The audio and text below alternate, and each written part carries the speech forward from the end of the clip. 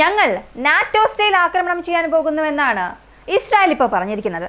കൂടാതെ ഇറാൻ ഇതുവരെയും 370 ballistic missile ഇസ്രായേലിന് നേരെ അയച്ചിട്ടുണ്ട് എന്ന വിവരവും ഇസ്രായേൽ നൽകിയിട്ടുണ്ട്.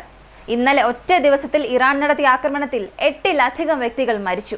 മാത്രവുമല്ല, ഇറാൻ പാർലമെന്റിൽ ഇന്ന് NPTക്ക് എതിരെയുള്ള ഒരു വോട്ടെടുപ്പ് നടന്നിട്ടുണ്ട്. ഒരു പക്ഷേ NPTയിൽ നിന്ന് ഇറാൻ പുറത്തേക്ക് പോവുകയാണെങ്കിൽ അത് ലോകരാജ്യങ്ങൾക്ക്, പ്രധാനമായും അമേരിക്ക, ഇസ്രായേൽ പോലുള്ള രാജ്യങ്ങൾക്ക് വലിയൊരു തിരിച്ചടിയായി മാറും. എന്തൊക്കെ സംഭവിച്ചു എന്നുള്ളത് ഈ വീഡിയോയിലൂടെ വിശദമായി അറിയാം.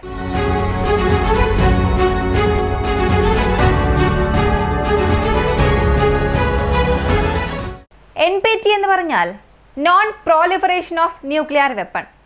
ഈ non proliferation of nuclear weapon എന്ന ഈ ട്രീറ്റിയിൽ 1950 തന്നെ ഇറാൻ ചേരുന്നു. NPT എന്ന ഈ ഒരു ട്രീറ്റിയിലൂടെ ഉദ്ദേശിക്കുന്നത് ഒരു രാജ്യവും അണുവായുധം നിർമ്മിക്കാൻ പാടില്ല. അണുവായുധം നിർമ്മിച്ച രാജ്യമാണെങ്കിൽ അത് മറ്റ് രാജ്യങ്ങൾക്ക് നൽകാൻ പാടില്ല. അണുവായുധങ്ങൾ വളരെ കൂടുതലായി ഒരു രാജ്യത്തിനുള്ളിൽ വച്ചിരിക്കാൻ പാടില്ല. ആണവ റിയാക്ടറുകൾ നിങ്ങൾക്ക് ഉപയോഗിക്കാം. എന്നാൽ IAEA സംഘടനയുമായി നിങ്ങൾ എപ്പോഴും വിവരങ്ങൾ ഷെയർ ചെയ്യണം. എത്ര യുറേനിയം എൻറിച്ച് ചെയ്യുന്നു, അത് എങ്ങനെയാണ്, അതിനെ ടെസ്റ്റ് ചെയ്യാൻ IAEA സംഘടനയിലുള്ള ചിലർ നിങ്ങളുടെ രാജ്യത്തിലേക്ക് വന്നു പോകും. അതൊരിക്കലും തടയാൻ പാടില്ല. ഇതുപോലെ നിരവധി നിയമപരമായ പദ്ധതിയെല്ലാം സമ്മതിച്ചുകൊണ്ടാണ് ഇറാൻ ഈ NPTക്കുള്ളിലേക്ക് വരുന്നത്. 1950 ഇറാൻ ഇതിലേക്ക് പ്രവേശിക്കുന്നതിന് അമേരിക്കയുടെ ആറ്റംസ് ഫോർ പീസ് എന്നൊരു പരിപാടിയായിരുന്നു കാരണം. ഈ ആറ്റംസ് ഫോർ പീസിൽ 20 വർഷത്തോളം ഇറാൻ ഉണ്ടായിരുന്നു. 1970 ഇറാൻ റെവല്യൂഷൻ പൊട്ടിപ്പുറപ്പെടുന്നു. അപ്പോൾ ഈ 1970 മുതലായിരുന്നു NPTയിൽ നിന്നും പുറത്തേക്ക് വരണമെന്നുള്ള ചിന്ത ഇറാൻ ഉണ്ടായത്. നമുക്ക് വേണ്ടി നമ്മൾ അണുവായുധം സൃഷ്ടിക്കണമെന്നുള്ള ഒരു സ്വരം ഇറാനിൽ ഉയരാൻ തുടങ്ങി. ഇത് 2005 പീക്ക് ലെവലിലെത്തിയത്. IAEAയിലെ ചില ഉദ്യോഗസ്ഥർ ഇറാനോട് ചെന്നിട്ട് ഞങ്ങൾക്ക് ചില ഡാറ്റാസ് ആവശ്യമാണെന്ന് ചോദിച്ചു. പക്ഷേ ഇറാൻ ഡാറ്റ നൽകാൻ കഴിയില്ല എന്ന് വിസമ്മതിച്ചു. അങ്ങനെ 2005 തന്നെ ആദ്യമായി ചെറിയൊരു സംഘർഷം അവിടെ ഉണ്ടാകുന്നു. ഈ ചെറിയ സംഘർഷമായിരുന്നു പിന്നീട് ഇറാൻ അണുവായുധം നിർമ്മിക്കുന്നു എന്ന രീതിയിൽ വലിയ പ്രശ്നമായി മാറിയത്. ഇവിടെ മുതൽ ഈ 2005 ഒരു പ്രശ്നം ഉണ്ടായി എന്ന് പറഞ്ഞല്ലോ, ഇവിടെ മുതലാണ് UN സെക്യൂരിറ്റി കൗൺസിലിന്റെ സാങ്ഷൻസ് ഇറാനിലേക്ക് വരാൻ തുടങ്ങിയത്. 2005 നൽകിയ ഈ ഒരു ഉപരോധം 20 വർഷമായി തുടർന്നു പോകുന്നു എന്നുള്ളത് മറ്റൊരു കാര്യം. അടുത്തത് IAEA സംഘടന മറ്റു പല സംഘടനകളുമായും ചേർന്ന് ഇറാൻ ഒരു സമ്മർദ്ദം നൽകുകയാണ്, നിങ്ങൾ അണുവായുധം നിർമ്മിക്കാൻ പാടില്ല എന്ന്. ഇതിനിടയിൽ പല തവണ ഇസ്രായേൽ ഇറാനെതിരെയുള്ള ആക്രമണങ്ങളും നടത്തുന്നു. ഇറാന്റെ ന്യൂക്ലിയർ ഫെസിലിറ്റി എവിടെയാണുള്ളത്, ഇറാൻ ന്യൂക്ലിയർ റിസർച്ചിൽ എത്രത്തോളം മുന്നേറിക്കൊണ്ടിരിക്കുകയാണ്, ഇങ്ങനെ വലിയൊരു ചാർട്ടെല്ലാം കാണിച്ച് നെതന്യാഹു തന്നെ ഇറാനെതിരെയുള്ള ആക്രമണങ്ങളെല്ലാം ദിനം പ്രതി ചെയ്തുകൊണ്ടേയിരുന്നു. ഇറാനെ സംബന്ധിച്ചിടത്തോളം ഈ ന്യൂക്ലിയർ പ്രോഗ്രാം എന്നത് ഒരു പീസ്ഫുൾ പ്രോഗ്രാം എന്നാണ് അവർ പറയുന്നത്. ഒരു സമാധാനത്തിന് വേണ്ടിയാണ് തങ്ങളത് ചെയ്യുന്നത് എന്നാണ് അവരുടെ ഒരു നിലപാട്. പക്ഷേ ഇറാൻ എന്തൊക്കെ തന്നെ പറഞ്ഞാലും നിങ്ങളുടെ കയ്യിൽ അണുവായുധം ലഭിക്കുകയാണെങ്കിൽ അത് അവിടെയുള്ള, അതായത് അയൽ രാജ്യങ്ങൾക്ക് പല പ്രശ്നങ്ങൾ ഉണ്ടാക്കിയേക്കാം. ഒരു പക്ഷേ അത് തീവ്രവാദികളുടെ കയ്യിൽ അകപ്പെടാൻ സാധ്യതയുണ്ടെന്നൊക്കെ പറഞ്ഞ് എല്ലാവരും ഇറാനെ നിയന്ത്രിക്കാൻ, റെസ്ട്രിക്ട് ചെയ്യാൻ തുടങ്ങുമ്പോഴാണ് വീണ്ടും ഇറാനെതിരെയുള്ള സാമ്പത്തിക ഉപരോധം ഉയർന്നു വരാൻ തുടങ്ങിയത്. കൃത്യം 2015 P5+1 എന്ന ഒരു കരാറിൽ അവർ ഒപ്പുവെച്ചു. ഇതിൽ America, UK, France, Russia, China, Germany പോലുള്ള രാജ്യങ്ങൾ എല്ലാവരും ഒപ്പുവെച്ചു. ഇതിനെയാണ് JCPOA എഗ്രിമെന്റ് എന്ന് പറയുന്നത്. ഈ JCPOA എഗ്രിമെന്റിൽ നിന്ന് സ്വതന്ത്രനായി ഞാൻ പുറത്തേക്ക് പോവുകയാണെന്ന് അമേരിക്കൻ പ്രസിഡന്റ് ഡൊണാൾഡ് ട്രംപ് അറിയിച്ചു. ഇവിടെ മുതൽ വീണ്ടും ഒരു പ്രശ്നം ആരംഭിക്കാൻ തുടങ്ങി. ഡൊണാൾഡ് ട്രംപ് പുറത്തേക്ക് വന്ന ഈ അണുവായുധ കരാറിൽ വീണ്ടും സൈൻ ചെയ്യണമെന്നുള്ള ചർച്ചകളാണ് ഇപ്പോൾ ഇറാനും അമേരിക്കയ്ക്കും ഇടയിൽ നടക്കുന്നത്. ഈ JCPOAയിൽ വീണ്ടും ചേരുന്നതിനെ കുറിച്ചാണ് 5 തവണ ഇറാനും അമേരിക്കയ്ക്കും ഇടയിൽ ചർച്ചകൾ സംഭവിച്ചത്. ഒമൻ രാജ്യത്തിലെ നേതാക്കൾ ഇതിനെ അടിസ്ഥാനമാക്കി 2 ദിവസം മുൻപ് ഒരു വാർത്ത പുറത്തുവിട്ടിരുന്നു. 6ാം ഘട്ട ചർച്ച നടക്കുന്നത് ഒരല്പം ബുദ്ധിമുട്ടായ കാര്യമാണ്, എന്നാൽ വീണ്ടും ഞങ്ങൾ ഈ ഒരു ചർച്ചകൾ റീഇനിഷ്യേറ്റ് ചെയ്യാൻ പോവുകയാണ്.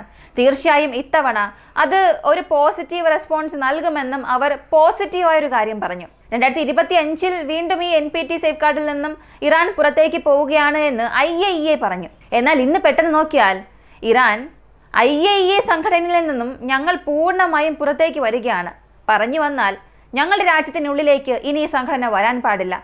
എൻ്റെ രാജ്യത്തിൽ എവിടെയെല്ലാം അണുവായുധമുണ്ട്, അതിൻ്റെ റിസർച്ച് എവിടെയെല്ലാം ഉണ്ട്, റേഡിയേഷൻ, അതിൻ്റെ ഡാറ്റ, ഇതൊന്നും എന്നെ കൊണ്ടിനി നൽകാൻ കഴിയില്ല എന്നൊരു നിലപാടിലേക്ക് അവർ വന്നു. ഈ NPT എന്ന ട്രീറ്റിയിൽ നിന്നും ഇറാൻ പുറത്തേക്ക് വന്നല്ലോ. അപ്പോൾ അതിൻ്റെ വോട്ടെടുപ്പ് ഇന്ന് പാർലമെന്റിൽ നടക്കുകയാണ്. അങ്ങനെ പാർലമെന്റിൽ നടക്കുന്നതിന് മുൻപ് dead to America, dead to Israel എന്ന മുദ്രാവാക്യങ്ങൾ അവിടെ ഉയർന്നു വന്നുവെന്നും പിന്നീടാണ് NPTയിൽ നിന്ന് ഇറാൻ പുറത്തു പോകണമെന്നുള്ള ഒരു ഏക സ്വരം ഉയർന്നത്. ഇറാൻ ഈ non proliferation of nuclear weapon, ഈ ട്രീറ്റിയിൽ നിന്നും പുറത്തേക്ക് വന്നാൽ ഇറാൻ എന്താണ് ലാഭം? മറ്റൊന്നുമല്ല, ഇറാൻ ഒറ്റയ്ക്ക് തീരുമാനമെടുക്കാൻ സാധിക്കും. ഇറാൻ എത്ര വേണമെങ്കിലും അണുവായുധം നിർമ്മിക്കാൻ കഴിയും. ഇറാൻ എപ്പോൾ വേണമെങ്കിലും യുറേനിയം എൻറിച്ച്മെന്റ് ചെയ്യാം. ഏത് രാജ്യത്തെ കൊണ്ടും റെസ്ട്രിക്റ്റ് ചെയ്യാൻ സാധിക്കില്ല. ശരി, അങ്ങനെയാണെങ്കിൽ ഈ NPTയിൽ നിന്നും പുറത്തേക്ക് വന്ന് ഇറാൻ ഇങ്ങനെ ഒറ്റയ്ക്ക് തീരുമാനമെടുക്കാൻ തുടങ്ങുമ്പോൾ അമേരിക്ക ഇതിനെ തടയുമോ എന്ന് ചോദിച്ചാൽ തീർച്ചയായും അമേരിക്ക ഇത് തടയില്ല.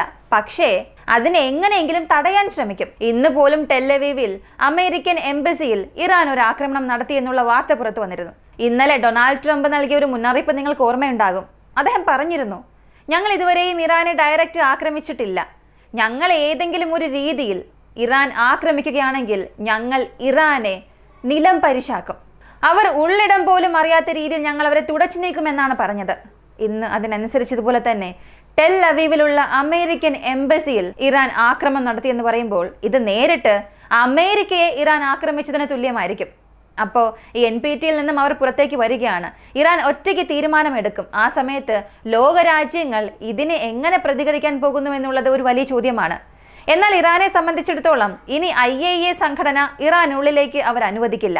ഇങ്ങനെ അവർ ഒരുമിച്ച് തന്നെ ഒരു തീരുമാനം എടുത്തിട്ടുണ്ട്. ഇതിലെന്തെങ്കിലും ഒരു പ്രശ്നം വരികയാണെങ്കിൽ അത് ഇറാന്റെ രാഷ്ട്രീയത്തിലും പല പ്രശ്നങ്ങൾ ഉണ്ടാക്കും, പല കോളിളക്കം സൃഷ്ടിക്കും. ഇസ്രായേലിനെ സംബന്ധിച്ചിടത്തോളം ഇറാനെ അവർ അണ്ടർ എസ്റ്റിമേറ്റ് ചെയ്യുകയാണ്. ഒരുപാട് നേതാക്കന്മാരെ കൊന്നു, ഒരുപാട് ന്യൂക്ലിയർ സയന്റിസ്റ്റിനെ നമ്മൾ കൊന്നു. ഇതിനുശേഷം ഇറാൻ തിരികെ ആക്രമിക്കില്ല എന്ന് ഇസ്രായേൽ ഒരു തെറ്റായ കണക്കുകൂട്ടൽ നടത്തി. കഴിഞ്ഞ വീഡിയോയിൽ നമ്മൾ ഇതിനെക്കുറിച്ച് സംസാരിച്ചിരുന്നു. ഇറാൻ ഇവിടെ ഒരു സൈക്കോളജിക്കൽ വാർഫെയർ ആണ് ചെയ്യുന്നത് എന്ന്. അപ്പോൾ ഇസ്രായേൽ ഇനി വരും കാലങ്ങളിൽ ഇങ്ങനെയുള്ള തെറ്റുകൾ ചെയ്യാതിരിക്കാനായി ഒരുപാട് ശ്രദ്ധിക്കുന്നുണ്ട്. അതുകൊണ്ട് ഇറാന് എതിരെയുള്ള ആക്രമണം ഇപ്പോൾ ഇസ്രായേൽ തുടങ്ങാനും സാധ്യതയുണ്ട്. പ്രധാനമായും ഈ ഗാസ ജനങ്ങളെ എങ്ങനെയാണോ വിരട്ടി ഓടിച്ചത്, ഒരു സ്ഥലത്ത് നിന്ന് മറ്റൊരു സ്ഥലത്തേക്ക്, അവിടെ നിന്ന് വീണ്ടും മറ്റൊരിടത്തേക്ക്, ഇങ്ങനെ ഇവിടെയുള്ള ജനങ്ങളെയും പല സ്ഥലങ്ങളിലേക്ക് മാറ്റാൻ പോവുകയാണ്. ഇതാണ് ഇസ്രായേലിൽ നിന്ന് വരുന്ന വിവരങ്ങൾ. ഈ സമയം തെഹ്റാനിൽ നിന്നും ഒരുപാട് ആളുകൾ പുറത്തേക്ക് പോകുന്നുണ്ട്. ഒരുപാട് ട്രാഫിക് അവിടെ വർദ്ധിച്ചു എന്നുള്ള വിവരവും വരുന്നുണ്ട്. അതും ഇന്നലെ മുതൽ ഇന്ന് വരെയും ഇടവിടാതെ വരുന്നുണ്ട്. അപ്പോൾ പൂർണ്ണമായും നോക്കിയാൽ ഇസ്രായേലിനെതിരെ ഇറാൻ നടത്തിയ ആക്രമണത്തിൽ ഇസ്രായേലിന് വലിയൊരു ദേഷ്യം തന്നെയുണ്ട്. ഇസ്രായേലിന് ഒരു വലിയ തിരിച്ചടി തന്നെ ഇവിടെ സംഭവിച്ചിട്ടുണ്ട്. ഒരു വലിയ നാശനഷ്ടം സംഭവിച്ചിട്ടുണ്ട്. ഒരുപാട് മരണങ്ങൾ സംഭവിച്ചു. ഇതിനെല്ലാം പ്രതികാരം വീട്ടുന്ന രീതിയിൽ ഇറാനെതിരെ ഒരു വലിയ അറ്റാക്ക് നടത്താൻ ഇസ്രായേൽ ആഗ്രഹിക്കുകയാണ്. ആ അറ്റാക്ക് എങ്ങനെയായിരിക്കുമെന്ന് അമേരിക്ക ഇസ്രായേലിനോട് ചോദിച്ചു. ഈ ഒരു അറ്റാക്കിലൂടെ വീണ്ടും ഇറാനെ ഈ അണുവായുധ അഗ്രിമെന്റിലേക്ക് കൊണ്ടുവരാൻ സാധ്യതയുണ്ടോ എന്നുള്ളതിനെക്കുറിച്ചും ഈ രണ്ടുപേരും ഡിസ്കഷൻസ് നടത്തി.